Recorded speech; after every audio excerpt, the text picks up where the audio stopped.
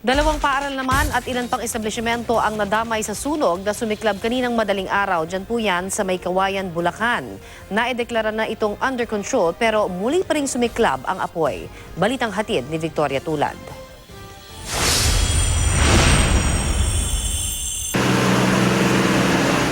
Naglalagablab na apoy ang sumalubong sa mga bombero pagdating nila sa Mancon Building sa Barangay Calvario, May Kawayan, Bulacan, pasado alas 3 ng madaling araw.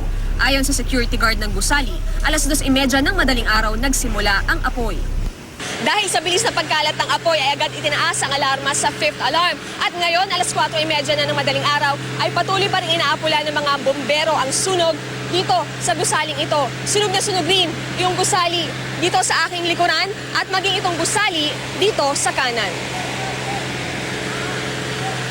Hindi raw alam ng security guard kung ano ang pinagmula ng sunog. Pero una raw niya itong nakita sa isang kwarto ng ACLC College na nasa ikalawang palapag. Nangungupahan sa Mancon Building ang ACLC College. Pagkakita ko na lang po doon sa may salamin, ayun na, may mga apoy na. Kaya ang ginawa ko, yun nga, tinawag ko na yung mga kasamahan ko para magpatulong. Nahirapan ang mga bumbero na apulahin ang apoy dahil sa laki ng gusaling nasusunog. Kinulang din daw sila ng supply ng tubig. Ang mga may-ari ng gusali, hinayang na hinayang sa nangyari lalo't minana pa nila ang gusali sa kanilang mga magulang. Ginawa yan 1964, yun alam ko, bata pa ako. Tapos lahat yan puro kahoy, kaya ang bilis masunog. Pasado alas 5 ng madaling araw nang ideklarang under control na ang apoy, bagaman nakataas pa rin ang ikalimang alarma.